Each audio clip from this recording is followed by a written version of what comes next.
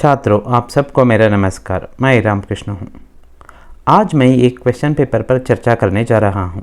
यह एक model paper है। एनईपी के अंतर्गत फर्स्ट सेमेस्टर बीकॉम सिलेबस के आधार पर रचित यह मॉडल पेपर है। इस पर मैं अभी चर्चा करने जा रहा हूँ। ವಿದ್ಯಾರ್ಥಿಗಳೇ, ಈಗ ನಾನು ಒಂದು ಮಾಡೆಲ್ ಪೇಪರ್ ಬಗ್ಗೆ ಚರ್ಚೆ ಮಾಡ್ತಾ ಇದ್ದೀನಿ. ಈ ಮಾಡೆಲ್ ಪೇಪರ್ ಯಾವುದು ಅಂದರೆ, ಈಗ ನಿಮ್ಮ ಏನು ಹೊಸ ಸಿಲೆಬಸ್ ಇದೆ NEP, ಅದರ ಆಧಾರದ ಮೇಲೆ ಈಗ 2 ಅವರ್ಸ್ ಎಕ್ಸಾಮ್ ಆಗುತ್ತೆ. ಕ್ಲಿಯರಾಗಿ ತಿಳ್ಕೊಳ್ಳಿ. ಮೊದಲು 3 ಅವರ್ಸ್ ಎಕ್ಸಾಮ್ ಬರಿತಾ ಇದ್ರಿ, ಈಗ 2 ಅವರ್ಸ್ ಎಕ್ಸಾಮ್ ಇದೆ. ಮಾರ್ಕ್ಸ್ ಮ್ಯಾಕ್ಸಿಮಮ್ ಮಾರ್ಕ್ಸ್ 60 ಮತ್ತು 40 ಮಾರ್ಕ್ಸ್ ಇಂಟರ್ನಲ್ ಮಾರ್ಕ್ಸ್ ಈಗಾಗಲೇ ಕಾಲೇಜ್ಗಳಲ್ಲಿ ಅದಾಗಿರುತ್ತೆ. ಸೆಮಿನಾರ್ಸ್ ಇರ್ಬೋದು, ಅಸೈನ್ಮೆಂಟ್ಸ್ ಇರ್ಬೋದು, ಟೆಸ್ಟ್ ಇರ್ಬೋದು. ಅದರಿಂದಲೇ 40 ಮಾರ್ಕ್ಸ್ದು ನಿಮ್ಮದು आगोಗಿದೆ असेसमेंट. ಇನ್ನು 60 मार्क्स ನಿಮ್ಮ सेमेस्टर एग्ज़ाम इरुत्ते. उस पर आधारित एक प्रश्न पत्र, नमूने का प्रश्न पत्र यहाँ है, आपको भी मिला होगा. उस पर मैं चर्चा करने जा रहा हूँ. एक एक करके देखेंगे. फर्स्ट क्या देंगे? फर्स्ट मेन में क्या होगा? एक शब्द अथवा एक वाक्य में उत्तर लिखिए. ಇಲ್ಲಿ 1 ವರ್ಡ್ ಅಥವಾ 1 ಸೆಂಟೆನ್ಸಲ್ಲಿ ಆನ್ಸರ್ ಬರೆಯುವಂಥ ಕ್ವೆಶ್ಚನ್ಸ್ಗಳನ್ನು ಕೇಳ್ತಾರೆ. ಎಷ್ಟು ಕೇಳಬಹುದು? ಕಿತನೆ ಪ್ರಶ್ನೆ ಹೋಂಗೆ? यहाँ 10 ಪ್ರಶ್ನೆ ಹೋಂಗೆ. ಇಲ್ಲಿ ಯಾವುದೇ ಚಾಯ್ಸ್ ಇರೋದಿಲ್ಲ, ವಿಕಲ್ಪ नहीं है. ನೀವು ಆಪ್ಷನ್ಸ್ ಇಲ್ಲ, ಅಯ್ಯೋ ಅದು ಆಪ್ಷನ್ಸ್ ಇರ್ಬೋದು, 4ರಲ್ಲಿ 1 ನಾನು ಟಿಕ್ ಮಾಡ್ತೀನಿ, ಇಲ್ಲ, ಡೈರೆಕ್ಟ್ ಕ್ವೆಶ್ಚನ್ಸ್ ಇರುತ್ತೆ. आपको क्या करना है? सही उत्तर लिखना है. उत्तर आप एक शब्द में भी लिख सकते हैं या एक वाक्य में भी लिख सकते हैं. ಇದನ್ನು ನೀವು ಕಲ್ತ್ಕೊಂಡ್ರೆ ನಿಮಗೆ 10 ಮಾರ್ಕ್ಸ್ ಈಸಿಯಾಗಿ ಬರುತ್ತೆ. ಈ ಏನು 40 ಕ್ವೆಶ್ಚನ್ಸು ಒಂದು ವಿಡಿಯೋ ಇದೆ, ಅದನ್ನು ನಾನು ಮಾಡಿದ್ದೀನಿ. ನೀವು ಅದು ವಿಡಿಯೋ ನೋಡಿದರೆ ಈ 10 ಮಾರ್ಕ್ಸಲ್ಲಿ ಆಲ್ಮೋಸ್ಟ್ 10 ನೀವು ಸ್ಕೋರ್ ಮಾಡಬಹುದು. ಫಸ್ಟ್ ಕ್ವೆಶ್ಚನ್ ಏನು ಕೇಳಿದ್ದಾರೆ? ಆಚಾರ್ಯ ರಾಮಚಂದ್ರ ಶುಕ್ಲ ದ್ವಾರ ಲಿಖಿತ್ ಗದ್ಯ ಕಾ ನಾಮ್ ಕ್ಯಾ ಹೈ? ಈಗ ನೋಡಿ, ನಿಮಗೆ ಈಗ ಒಟ್ಟು 8 ಪಾಠಗಳಿದೆ. ಆ 8 ಪಾಠದಿಂದಲೂ ಕ್ವೆಶನ್ಸ್ ಬರೋದ್ರಿಂದ ನೀವು ಯಾವುದೇ ಲೆಸನನ್ನು ಬಿಡೋ ಹಾಗಿಲ್ಲ. ನಮಗೆ ಈ ಲೆಸನ್ ಇಲ್ಲ, ಇದನ್ನು ಬಿಡ್ಬೋದು, ಅದು ಈ ಸಿಲೆಬಸಲ್ಲಿಲ್ಲ, ಆ ಥರ ಇಲ್ಲವೇ ಇಲ್ಲ. ನಿಮ್ಮ ಸಿಲೆಬಸ್ ಪ್ರಕಾರ ಟೋಟಲ್ 8 ಲೆಸನ್ಸ್ ಇದೆ. ಆ ಪಾರ್ಟ್ ಎ ಅಂದರೆ ಯೂನಿಟ್ 1ದಲ್ಲಿ 4, ಯೂನಿಟ್ 2ನಲ್ಲಿ 4 ಇದೆ. ಟೋಟಲ್ 8 ನಿಬಂಧ ಇದೆ. ಅಷ್ಟನ್ನು ನೀವು ಕಲೀಲೇಬೇಕು. ಅದರಲ್ಲಿ 1 ಮಾರ್ಕ್ ಕ್ವೆಶ್ಚನ್ಸ್ಗಂತೂ ಕಂಪಲ್ಸರಿ ಕಲೀಲೇಬೇಕಾಗುತ್ತೆ. तो इसमें पहला प्रश्न क्या है? आचार्य रामचंद्र शुक्ल द्वारा लिखित गद्य का नाम क्या है? उन्होंने एक निबंध लिखा है. उस निबंध का नाम क्या है? आपको पता है, भय. ಭೈ ನಿಬಂಧಕ ನಾಮ್ ಹೇ. ನೀವು ಭೈ ಅಂತ ಬರಿಬೇಕಾಗುತ್ತೆ. ಆನ್ಸರ್ ಭೈ. ಅಲ್ಲಿ ನೀವು ಬ ಅಲ್ಪಪ್ರಾಣ ಬರಿಬಾರ್ದು, ಭ ಮಹಾಪ್ರಾಣ ಬರಿಬೇಕಾಗುತ್ತೆ. ಯಾಕಂದರೆ 1 ವರ್ಡ್ ಆನ್ಸರ್ ನೀವು ಬರಿಬೇಕಾದ್ರೆ ಆ ವರ್ಡಲ್ಲೂ ಮತ್ತೆ ಮಿಸ್ಟೇಕ್ ಆದರೆ ನಿಮಗೆ ಮಾರ್ಕ್ಸ್ ಸಿಗೋದಿಲ್ಲ. दूसरा प्रश्न क्या है? गौरा गद्य की लेखिका का नाम क्या है? गौरा यहाँ और एक निबंध है, इसे हम रेखा चित्र भी कहते हैं. इसकी लेखिका कौन है? महादेवी वर्मा है. ಈ ಗೌರ ಇದನ್ನು ಬರೆದಿರೋದು ಯಾರು? ಮಹಾದೇವಿ ವರ್ಮಾ. ಹೆಸರನ್ನು ನೆನ್ಪಿಟ್ಕೊಳ್ಳಿ. भय के 2 रूप कौन से है? ಪ್ರಶ್ನೆ ಕೇಳಬಹುದು, ಭೈ ಕೆ ಕಿತನೆ ರೂಪ ಹೇ? 2 ರೂಪ ಹೇ ಅಂತ ಆನ್ಸರ್ ಮಾಡಬೇಕಾಗುತ್ತೆ. ಭೈ ಕೆ 2 ರೂಪ ಕೌನ್ ಸೆ ಅಂತ ಕೇಳಿದಾಗ ನೀವು ಆನ್ಸರ್ನ ಹೇಗೆ ಬರಿಬೇಕು? ಸಾಧ್ಯ ಭೈ, ಅಸಾಧ್ಯ ಭೈ, ಸಾಧ್ಯ ಭೈ, ಅಸಾಧ್ಯ ಭೈ ಅಂತ ಬರಿಬೇಕಾಗುತ್ತೆ. ಅಂದರೆ 2 ಬರಿಬೇಕಾಗುತ್ತೆ. ಯಾವ್ದ್ಯಾವುದು ಅಂತ. भय स्वभावगत होने पर क्या कहलाता है? अगर आपका भय आपका स्वभाव बन गया तो उसे हम क्या नाम देंगे? ಕಾಯರತ. ಕಾಯರತ ಅಂದರೆ ಹೇಡಿತನ ಅಂತ ಈಕ್ವಲ್ಲ. ಕಾಯರತ ಅನ್ನೋ ವರ್ಡ್ ಬರೆದ್ರೂ ಸಾಕು, ನಿಮಗೆ ಪೂರ್ತಿ ಮಾರ್ಕ್ಸ್ ಸಿಗುತ್ತೆ. ಓಕೆ. ಗೌರ ಕಿಸ್ಕಾ ನಾಮ್ ಹೇ?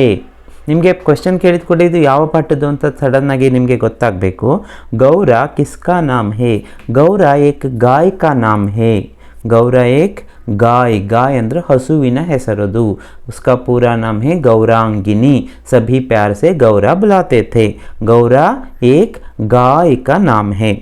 किसके कहने पर लेखिका ने गाय पालना शुरू किया? लेखिका के घर में बहुत सारे पशु पक्षी थे, लेकिन गाय नहीं थी. किसके कहने पर उन्होंने यह शुरू किया? ಯಾರು ಹೇಳಿದಕ್ಕಾಗಿ ಇದನ್ನು ಶುರು ಮಾಡಿದ್ರು ಹಸು ಸಾಕೋದನ್ನು? उनकी बहन श्यामा. बहन श्यामा के कहने पर. ನೋಡಿ, ಬೆಹನ್ ಶ್ಯಾಮ ಅನ್ನೋ ವರ್ಡನ್ನು ಬರಿಬೇಕಾಗುತ್ತೆ, ಹೆಸರನ್ನು ಬರಿಬೇಕಾಗುತ್ತೆ. ಶ್ಯಾಮ ಕೆ कहने पर ಗಾಯ್ ಪಾಲನಾ ಶುರು ಕಿಯಾ. ಅಂದರೆ ತಂಗಿ ಹೇಳಿದರು, ನೀನು ಇಷ್ಟೊಂದೆಲ್ಲ ಪ್ರಾಣಿ ಪಕ್ಷಿಗಳು ಸಾಕ್ತೀಯಲ್ಲ, ಒಂದು ಹಸುನ ಯಾಕೆ ಸಾಕೋದಿಲ್ಲ? ಅದರಿಂದ ನಿನಗೆ ಉಪಯೋಗನೂ ಆಗುತ್ತಲ್ಲ ಅಂತ. तब से इन्होंने निश्चय कर लिया कि मैं एक गाय पालूंगी, क्योंकि उनके घर से ही वह गाय आई थी. कुटज किस प्रकार का निबंध है? कुटज ಯಾವ ರೀತಿಯ ನಿಬಂಧ? यह एक ललित निबंध है। ललित निबंध ಹೆಸರು ನೆನಪಿಟ್ಕೊಳ್ಳಿ।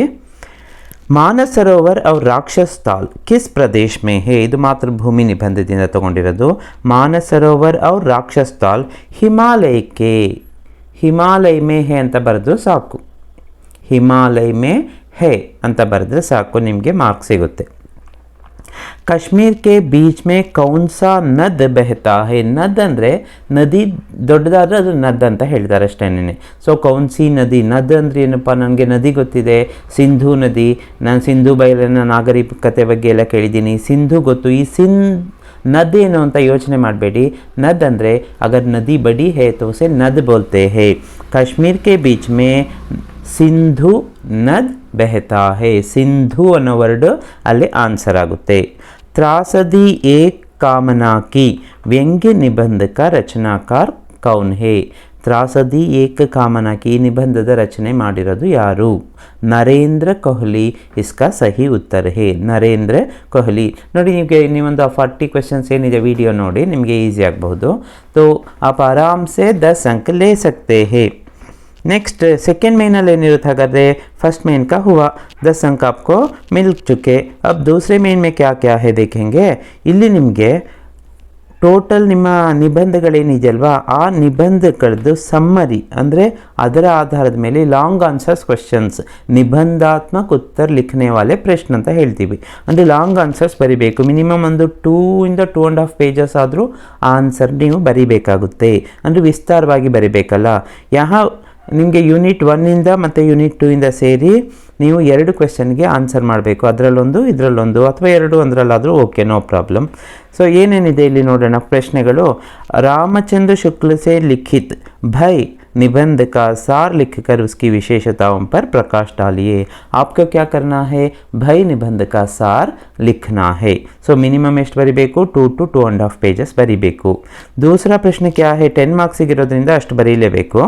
बाजार दर्शन निबंध का सार अपने शब्दों में लिखिए। बाजार दर्शन ಪಾಠ ಏನಿದೆ निबंध, उसका सार लिखना है। ಚಾಯ್ಸ್ ಇರುತ್ತೆ ನೋಡಿ, ನಿಮಗೆ 4ರಲ್ಲಿ 2 ಮಾತ್ರ ಬರಿಬೇಕು। ಸೊ ಅದಕ್ಕಾಗಿ ಒಂದೊಂದು ಯೂನಿಟಲ್ಲಿ 3 ಚೆನ್ನಾಗಿ ಕಲ್ತ್ಕೊಳ್ಳಿ, ಟೋಟಲ್ 6 ಲೆಸನ್ಸ್, ಆವಾಗ ನಿಮಗೆ 2 ಅಂತೂ ಕನ್ಫರ್ಮ್ ಅದರಲ್ಲಿ ಬಂದೇ ಬರುತ್ತೆ। मौत की घाटी में निबंध का सार लिखकर उसकी विशेषताएं बताइए। मौत की घाटी में निबंधದ ಸಾರ, ಅದರದ್ದು ಸಮ್ಮರಿನ ನೀವು ಬರಿಬೇಕಾಗುತ್ತೆ। ನಿಮಗೆ ಸಮ್ಮರಿಗೆಲ್ಲ ಬೇಕು ಅಂದರೆ ನಾನು ಇದರದ್ದು ಒಂದು ವಿಡಿಯೋಗಳು ಮಾಡಿದ್ದೀನಿ ಪಾಠಗಳದ್ದೆಲ್ಲ, ನೀವು ಅದನ್ನು ನೋಡಿ, ಮತ್ತು ಇದರದ ಡಿಸ್ಕ್ರಿಪ್ಷನಲ್ಲಿ ನಾನು ನಿಮಗೆ ಇದರ ನೋಟ್ಸನ್ನು ಪ್ರೊವೈಡ್ ಮಾಡ್ತೀನಿ। मौत की घाटी में निबंध का सार लिखकर उसकी विशेषताएं। 4th क्वेश्चन, बालकृष्ण भट्ट से लिखित बातचीत निबंध का सारांश लिखकर शीर्षक की सार्थकता पर अपना विचार व्यक्त कीजिए। सो बातचीत निबंधದ ಸಾರಾಂಶ ಬರಿಬೇಕಾಗುತ್ತೆ। सो 4ರಲ್ಲಿ 2 ಬರೀತೀರಾ, ಕುಲ್ ಮಿಲಾಕರ್ आपको मिलेंगे यहाँ 20 अंक। ಅಲ್ಲಿ 10 ಆಯಿತು, ಈಗ 20 ಇದರಿಂದ ಬರುತ್ತೆ ನೋಡಿ। ಒಟ್ಟು 6 ಪಾಠದ ಕಲ್ತರ ಸಮ್ಮರಿನ ನೀವು ಈಸಿಯಾಗಿ 20 ಮಾರ್ಕ್ಸ್ ಸ್ಕೋರ್ ಮಾಡಬಹುದು। अब थर्ड मेन की ओर बढ़ेंगे। किन्हीं 2 प्रश्नों का संदर्भ सहित सारांश लिखिए। ಇಲ್ಲಿ ಸಂದರ್ಭ ಮೆನ್ಷನ್ ಮಾಡಬೇಕಾದ್ರೆ पहले आपको क्या करना है? रचना और रचनाकार का नाम लिखना है। ಅಂದರೆ ಪಾಠವನ್ನು ಯಾರು ಬರೆದಿರೋದು ಮತ್ತು ಪಾಠದ ಹೆಸರೇನು ಅದನ್ನು ಬರಿಬೇಕಾಗುತ್ತೆ। संदर्भ लिखना है, कब इस वाक्य को कहा है और उसका स्पष्टीकरण देना है, ಅದರ ವಿವರಣೆ ಕೊಡಬೇಕು, ಏನು ಅದರ ಬಗ್ಗೆ ಯಾಕೆ ಹೇಳಿದ್ದಾರೆ, ಆ ಸಂದರ್ಭದಲ್ಲಿ ಈ ಮಾತು ಯಾಕೆ ಬಂತು ಅಂತ। और उसकी विशेषता भी अंत में आप लिख सकते हैं। अगर आप इस तरह लिखेंगे तो आपको पूरे 5 अंक मिलेंगे। 5 + 5 10 ಮಾರ್ಕ್ಸ್ ಈಸಿಯಾಗಿ ಸ್ಕೋರ್ ಮಾಡ್ಬೋದು। ಇದರಲ್ಲೂ ಅಷ್ಟೇ ನಿಮಗೆ 4 ಕೊಟ್ಟಿರ್ತಾರೆ, 4ರಲ್ಲಿ ಯಾವುದಾದ್ರು ಎನಿ 2 ನೀವು ಆನ್ಸರ್ ಮಾಡಿದ್ರಾಯಿತು। जिसके क्रोड में हिमालय की 5 प्रतियाँ कल्लोल करती है वह पंजाब देश है। ಆ ಥರ ನಿಮಗೆ ಪಾಠ ಇದನ್ನು ಕೇಳಿದ ಕೂಡಲೇ ಗೊತ್ತಾಗುತ್ತೆ ಇದು ಮಾತೃಭೂಮಿ ಇದು ಅಂತ ಗೊತ್ತಾಗ್ತಾ ಇದೆ। ಭೈ ಜಬ್ ಸ್ವಭಾವಗತ ಹೋ ಜಾತಾ ಹೈ ಅಂತ ಬಂದ ಕೂಡಲೇ ಅದು ನಿಮಗೆ ಗೊತ್ತು ಭೈಕ। ಆ ಥರ ಏನು ಮಾಡಬೇಕು, ನೀವು ಪಾಠದ ಹೆಸರನ್ನ ಮತ್ತು ಲೇಖಕರ ಹೆಸರನ್ನ ಬರೆದುಬಿಟ್ಟೆ ನೀವು ಸಂದರ್ಭನ ಶುರು ಮಾಡಬೇಕು। कितनी कठिन जीवन शक्ति है ಪ್ರಾಣ್ ಕೋ ಪ್ರಾಣ್ ಪುಲಕಿತ್ ಕರ್ತಾ ಹೇ, ಇದು ಅಂದ್ಕೂಡಲೇ ಕುಟಜ್ ಅಂತ ನಿಮಗೆ ಗೊತ್ತಾಗಬೇಕಾಗುತ್ತೆ. ಸೊ ಈ ಥರ 4ರಲ್ಲಿ 2 ನೀವು ಬರೀಬೇಕಾಗುತ್ತೆ. ಸೊ ಥರ್ಡ್ ಮೇನ್ ಆಯಿತು. ಟೋಟಲ್ ಎಷ್ಟಾಯಿತು? 40 ಮಾರ್ಕ್ಸ್ ಆಗೋಯ್ತು ನೋಡಿ. 60 मार्क्स पेपर 2 आवर्स बरीतीरा, उसमें 40 अंक का आपको पता चल चुका क्या लिखना है, कैसे पढ़ना है. अब फोर्थ मेन में देखेंगे क्या है, ग्रामर पार्ट, व्याकरण भाग है. इसमें आपको एक प्रश्न का उत्तर लिखना है. 3 प्रश्न ಕೊಟ್ಟಿದ್ದಾರೆ, 3ರಲ್ಲಿ 1 ಬರಿಬೇಕಾಗುತ್ತೆ. ಯಾವುದು? वर्ण की परिभाषा लिखकर उसके भेदों को सोदाहरण सहित लिखिए. वर्ण ಅಂದ್ರೆ ಏನು? वर्ण, वर्णमाला, वर्ण में क्या क्या है, भेद है, स्वर, व्यंजन, ಅದೆಲ್ಲ ಬರೆದ್ರು एग्जाम्पल्स बरद्रे साको, आपको पूरे अंक मिलेंगे. शब्द किसे कहते हैं, शब्द की परिभाषा लिखिए. मैं शब्द प्रयोग के अनुसार शब्दों के भेद लिखिए. ಅದರಲ್ಲಿ ನೀವು ವಿಕಾರಿ ಅವಿಕಾರಿ ಶಬ್ದ ಭೇದ ಬರುತ್ತೆ. ಅದರಲ್ಲಿ ಸಂಜ್ಞಾ, ಸರ್ವನಾಮ, ವಿಶೇಷಣ, ಕ್ರಿಯಾ, ಕ್ರಿಯಾ ವಿಶೇಷಣ, ಸಂಬಂಧ ಬೋಧಕ, ಯೋಜಕ, ವಿಸ್ಮಯಾದಿ ಬೋಧಕ, ಇದರದ್ದು ಒಂದು ವಿಡಿಯೋ ಮಾಡ್ತೀನಿ, ನೀವು ಅದನ್ನು ನೋಡಿ ನೀವು ಕಲಿಬಹುದು.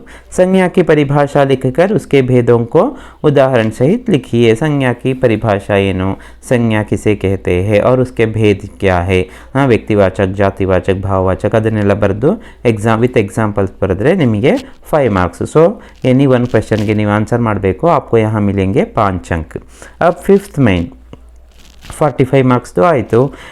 ಒಂದು ಲೆಟರ್ ರೈಟಿಂಗ್ ಇರುತ್ತೆ, पत्र लेखन, पत्र लिखना है. किसको यहाँ कौन सा पत्र दिया है, एक शिकायती पत्र दिया है, ಅಂದರೆ ಕಂಪ್ಲೇಂಟ್ ಲೆಟರ್.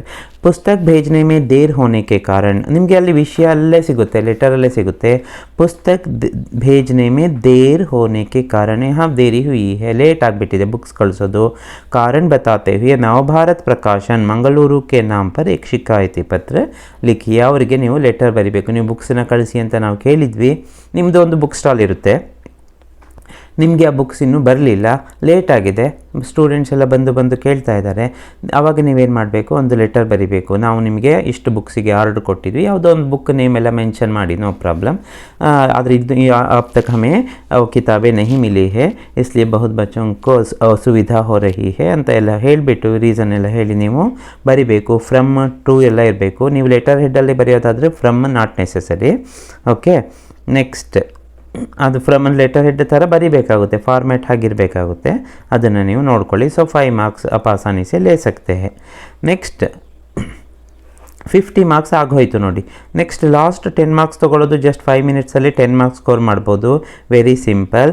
वचन बदलिए ಅಂದರೆ ಇಲ್ಲಿ ಏಕವಚನ से बहुवचन में बदलना है. बहुवचन ಇದ್ದರೆ ಏಕವಚನ ಗೆ ಚೇಂಜ್ ಮಾಡಬೇಕಾಗುತ್ತೆ. घर शब्द का बहुवचन रूप क्या है, घर. घर घर ಇದೆಯಲ್ಲ, ಏಕೆ ಚೇಂಜ್ ಮಾಡಬೇಕು, ಸೇಮ್ ಇದೆಯಲ್ಲ ಅಂತ ಬರೆಯೋದನ್ನು ಬಿಡೋದಲ್ಲ, घर ಅಂತ ಬರಿಬೇಕು. ಅದರ ಮುಂದೆ ನೀವು ಡ್ಯಾಶ್ ಹಾಕಿ घर ಅಂತ ಬರಿಬೇಕು. 2 ವರ್ಡನ್ನು ಬರೆದಿರಬೇಕು, ಮೆನ್ಷನ್ ಮಾಡಬೇಕು. ಅದೇ ಆನ್ಸರ್ ಅಲ್ಲ ಅಂತ ಹೇಳಿ ನೀವು ಹಾಗೆ ಬಿಡೋ ಹಾಗಿಲ್ಲ. फूल शब्द का बहुवचन रूप फूल है, फूल लिखिए, ಒಂದು हाइफन ಹಾಕಿ ಮುಂದೆ फूल ಬರೀರಿ. बात शब्द यहाँ स्त्रीलिंग शब्द है, उसका बहुवचन रूप होता है बातें. ಏಕಾರ ಅಂತ ಬಂದು ಒಂದು ಡಾಟ್ ಬಿಂದು ಬರಬೇಕು, ಆವಾಗ ಬಾತೇ ಆಗುತ್ತೆ. ನೀವು ಡಾಟ್ ಕೊಡಲಿಲ್ಲ ಅಂದರೆ ಅದು ರಾಂಗ್ ಆಗುತ್ತೆ. ಚಿಡಿಯಾ ಶಬ್ದ यहाँ स्त्रीलिंग है, ಅದರ ಮೇಲೆ ಒಂದು ಚಂದ್ರ ಬಿಂದು ಕೊಟ್ಟರಾಯಿತು, वह बहुवचन में बदलता है. चिड़िया एकवचन, चिड़ियाँ बहुवचन है. नदी यहाँ स्त्रीलिंग है, ईकारांत बड़ी की मात्रा है तो उसे छोटी की मात्रा, नदियाँ. या बर्दो आ की मात्रा मत मेले चंद्र बिंदु कोड़ी, तो आपको पूरे 5 अंक मिलेंगे. सो 55 मार्क्स आಯಿತು. ಲಾಸ್ಟ್ 5 ಮಾರ್ಕ್ಸ್ ಏನಿದೆ, ಒಂದು 30 ವರ್ಡ್ಸ್, ಒಂದು ಟೆಕ್ನಿಕಲ್ ಟರ್ಮಿನಾಲಜಿ ಇರುತ್ತೆ, ಪಾರಿಭಾಷಿಕ ಶಬ್ದ, ಅದನ್ನು 30 ವರ್ಡ್ಸನ್ನು ಸರಿ ಕಲ್ತ್ಕೊಂಡ್ರೆ ಆಲ್ಮೋಸ್ಟ್ ಅದರಿಂದಾನೇ ಬಂದೇ ಬರುತ್ತೆ. ಓಕೆ, ಸೊ ಇಲ್ಲಿ ಅಮೆಂಡ್ಮೆಂಟ್ ಅಂತ ಒಂದು ಕೊಟ್ಟಿದ್ದಾರೆ, ಸಂಶೋಧನ್ ಇರ್ಬೋದು, ಸಂಶೋಧನ್ ಅಂತ ಅದರದ್ದು ಅರ್ಥ. ನೀವು ಅಮೆಂಡ್ಮೆಂಟ್ ಅಂತ ವರ್ಡ್ ಬರಿಬೇಕು, ಸಂಶೋಧನ್ ಅಂತ ಮುಂದೆ ಬರಿಬೇಕು. ಕ್ಯಾಪಿಟಲ್, ಪೂಂಜಿ, ಆರ್ ಮೂಲಧನ್, ಅದನ್ನು ನೀವು ಬರಿಬೇಕಾಗುತ್ತೆ. ವರ್ಡು ಬರ್ಕೊಳ್ಳಿ, ಅದರ ಮುಂದೆ ಆನ್ಸರ್ ಬರೀರಿ. ಡೀಟೈಲ್, ವಿಸ್ತಾರ್, ವಿವರಣ್, ಹಾಗೆ ಒಂದು ಯಾವುದಾದ್ರು ಬರಿಬೋದು. ಡಾಕ್ಯುಮೆಂಟ್ ಅಂದರೆ ದಸ್ತಾವೇಜ್, ಹಾಗೆ एक्साइज ड्यूटी, उत्पाद शुल्क, हाँ वर्ड ಬರಿಬೇಕು, उसका उत्तर भी उसके सामने लिखना है. ಈ ಥರ ನೀವು ಪ್ರಿಪೇರ್ ಆದರೆ ಸ್ಟೆಪ್ ಬೈ ಸ್ಟೆಪ್ 100% ನೀವು ಔಟ್ ಆಫ್ ಔಟ್ ಸ್ಕೋರ್ ಮಾಡ್ಬೋದು. ಸೊ ಚೆನ್ನಾಗಿ ಪ್ರಿಪೇರ್ ಆಗಿ, ಇದ್ರ ರಿಲೇಟೆಡ್ ಅದು ಪ್ರತಿಯೊಂದು ಏನೇನು ಮೆಟೀರಿಯಲ್ಸ್ ಇದೆ ನಾನು ಆಲ್ಮೋಸ್ಟ್ ಮ್ಯಾಕ್ಸಿಮಮ್ ಎಷ್ಟು ನನಗೆ ಸಾಧ್ಯ ಆಗುತ್ತೋ ಅಷ್ಟು ಅಪ್ಲೋಡ್ ಮಾಡ್ತೀನಿ, ನೀವು ನೋಡ್ತಾ ಇರಿ. ಸಮ್ಮರಿಗಳದ್ದಾಗಲೇ ನಾನು ಅಪ್ಲೋಡ್ ಮಾಡಿದ್ದೀನಿ. ಬೈದಿರ್ಬೋದು, ಗೌರಾದಿರ್ಬೋದು, ಮತ್ತು ತ್ರಾಸದಿ ಕಾಮನಾಕಿದಿರ್ಬೋದು, ಇನ್ನು ಬಾಕಿ ಏನೇನಿದೆ ಎಲ್ಲ ಅಪ್ಲೋಡ್ ಮಾಡಿದ್ದೀನಿ. ನೀವು ಅಷ್ಟನ್ನು ನೋಡಿಕೊಂಡ್ರು ಸಾಕಾಗುತ್ತೆ. 1 ಮಾರ್ಕ್ ಕ್ವೆಶನ್ಸ್ ಅಪ್ಲೋಡ್ ಆಗಿದೆ, ಮತ್ತು ಗ್ರಾಮರ್ ಪಾರ್ಟ್ದು ನಾನು ಇವತ್ತು ನಾಳಿನಲ್ಲಿ ಅಪ್ಲೋಡ್ ಮಾಡ್ತೀನಿ. ಈ ಕ್ವೆಶ್ಚನ್ ಮಾಡಲ್ ಪೇಪರ್ ಏನಿದೆಯಲ್ಲ ಇದ್ರ ಪ್ರಕಾರ ನೀವು ಪ್ರಿಪೇರ್ ಆಗಿ ಎಕ್ಸಾಮ್ನ ಚೆನ್ನಾಗಿ ಬರೀರಿ. ಸೊ ऑल द बेस्ट निम्मेल्रिगू। सुनने के लिए आप सबको धन्यवाद।